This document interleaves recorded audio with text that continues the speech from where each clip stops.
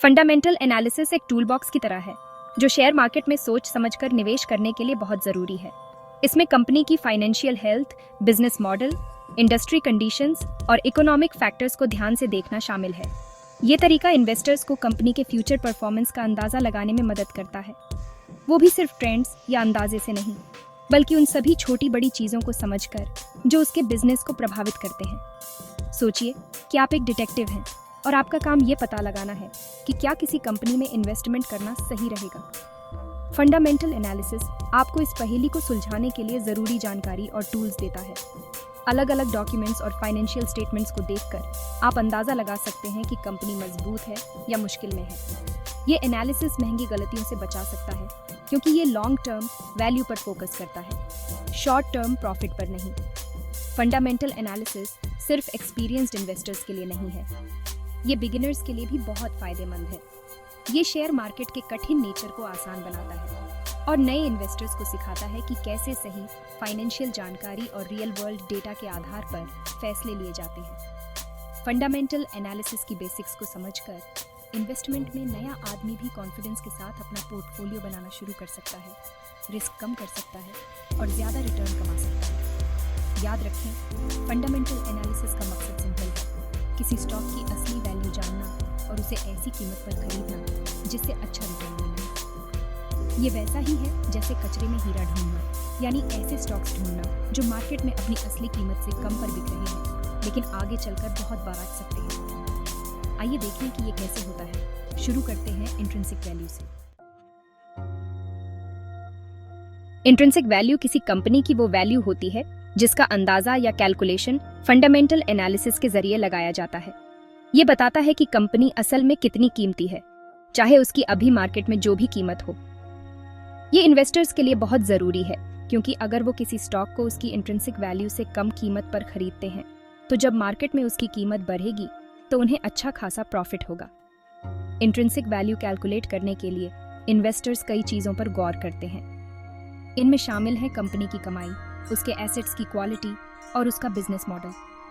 इसे ऐसे समझिए जैसे आप एक सेकंड हैंड कार खरीद रहे हैं। आप उसके इंजन को चेक करेंगे, उसका माइलेज देखेंगे और पता करेंगे कि उसे कितनी अच्छी तरह से मेंटेन किया गया है। उसी तरह किसी स्टॉक की इंट्रिंसिक वैल्यू का अंदाज़ा लगाने के लिए उसके फंडामेंटल्स को गहराई से समझना ज़रूरी है, न कि सिर्फ उसकी मार्केट प्राइस पर ध्यान देना। इंट्रिंसिक वैल्यू कैलकुलेट करना कोई सटीक विज्ञान नहीं है और अलग अलग इन्वेस्टर्स अपने तरीकों के आधार पर अलग अलग वैल्यू पर पहुंच सकते हैं। हालांकि उनका कॉमन मकसद ऐसे अंडरवैल्यूड स्टॉक्स को ढूंढना होता है जिनकी कीमत बढ़ने और अपनी असली वैल्यू पर पहुंचने की उम्मीद हो।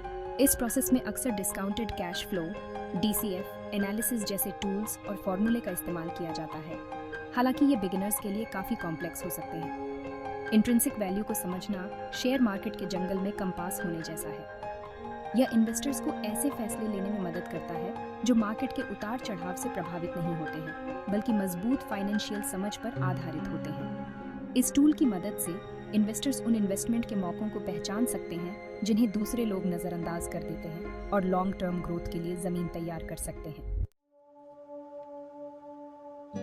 बैलेंस शीट किसी भी समय पर कंपनी की फाइनेंशियल हेल्थ का एक स्नैपशॉट होती है।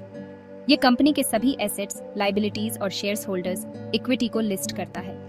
इसे एक कंपनी के पास क्या है और उस पर क्या कर्ज है, इसकी एक पूरी लिस्ट की तरह समझें। ये डॉक्यूमेंट कंपनी की स्थिरता और फाइनेंशियल मजबूती का आकलन करने के लिए बहुत ज़रूरी है। बैलेंस शीट पर एसेट्स में वो सब कुछ शामिल होता है जो कंपनी के पास होता है और जिसकी कोई वैल्यू होती है, जैसे कैश, इन्वेंट्री, प्रॉपर्टी और इक्विपमेंट। लायबिलिटीज वो होती हैं जो कंपनी को देनी होती है, जैसे लोन, अकाउंट्स पेबल और दूसरे लोन्स। एसेट्स और लायबिलिटीज के बीच के अंतर को शेयर्स होल्डर्स इक्विटी कहा जाता है।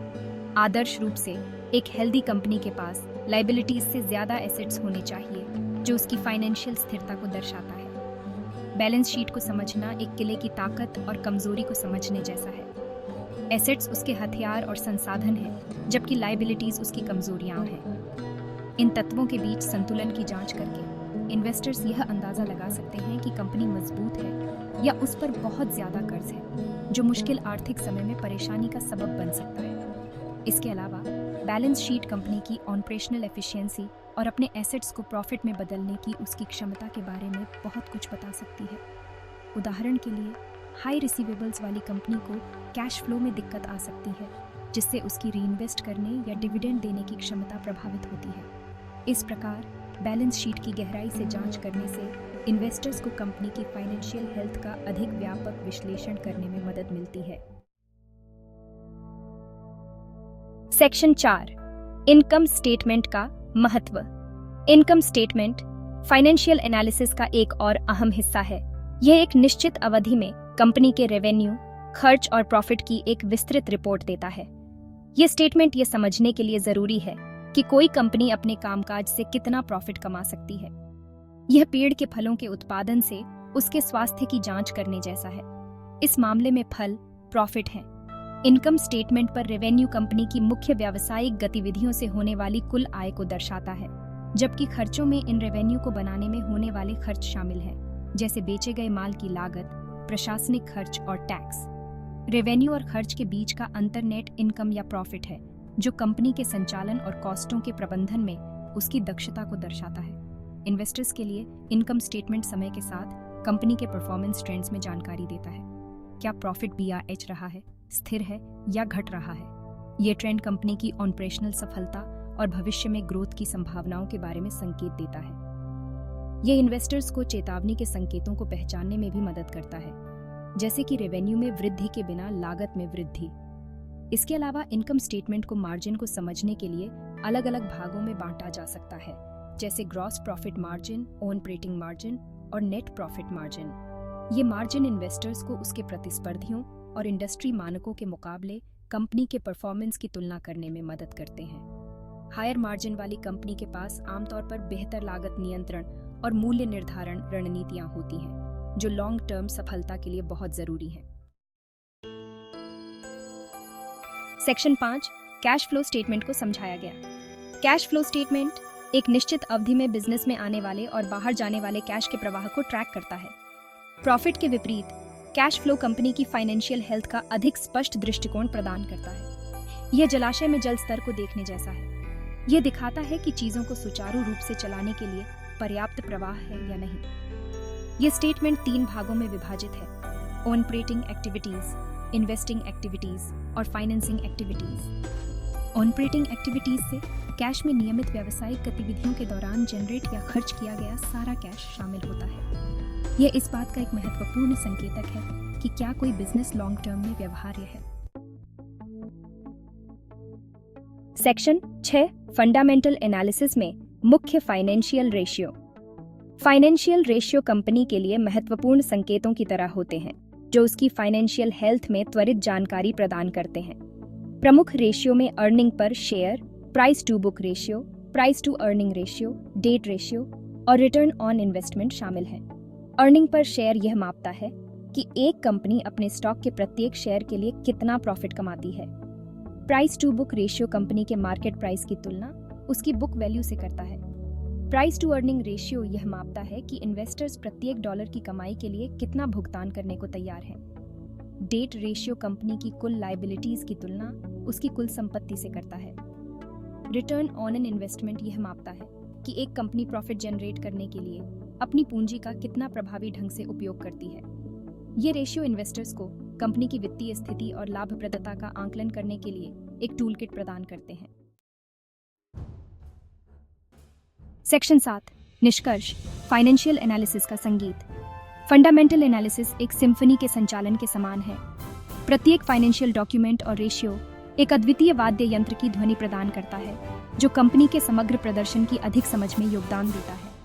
इन तत्वों को पढ़ने और उनकी व्याख्या करने में महारत हासिल करके इन्वेस्टर्स अधिक आत्मविश्वास और सटीकता के साथ स्टॉक मार्केट इन्वेस्टमेंट की जटिल दुनिया को नेविगेट कर सकते हैं। याद रखें, फंडामेंटल एनालिसिस का लक्ष्य केवल आंख बंद करके संख्याओं का पालन करना नहीं है, बल्कि यह समझना है कि वे कंपनी के पिछले प्रदर्शन और भविष्य की क्षमता के बारे में क्या दर्शाते हैं। ये विभिन्न वित्तीय संकेतकों के बीच संतुलन खोजने और ऐसे निर्णय लेने के बारे में है जो ठोस वित्तीय साक्ष्य द्वारा समर्थित हो। जैसा कि हमने देखा है, आंतरिक मूल्यों और बैलेंस शीट को समझने से लेकर इनकम स्टेटमेंट और कैश फ्लो डिटेल्स को अलग करने तक, फंडामेंटल एनालिसिस का प्रत्येक पहलू कंपनी के वित्तीय परिदृश्य की अधिक विस्तृत तस्वीर पेश करने में मदद करता है। फाइनेंशियल रेशियो हमारी पहेली का आखिरी भाग एक त्वरित संदर्भ मार्गदर्शिका की तरह काम करते हैं, जो एक नज़र में महत्वपूर्ण जानकारी प्रदान करते हैं। अंत में, चाहे आप एक अनुभवी इन्वेस्टर हो या अभी शुरुआत कर रहे हो, फंडामेंटल एनालिसिस अधिक जानकारीपूर्ण और संभावित रूप से अधिक लाभदायक निवेश निर्णय लेने के लिए एक रूपरेखा प्रदान करता है। यह निवेश करने के बारे में गंभीर किसी भी व्यक्ति के लिए विकसित करने लायक एक कौशल है, जो न केवल डेटा प्रदान करता है, बल्कि उन शेयर्सों के वास्तविक मूल्य और क्षमता में अंतर्दृष्टि प्रदान करता है, जिन्हें वे निवेश करना चुनते हैं।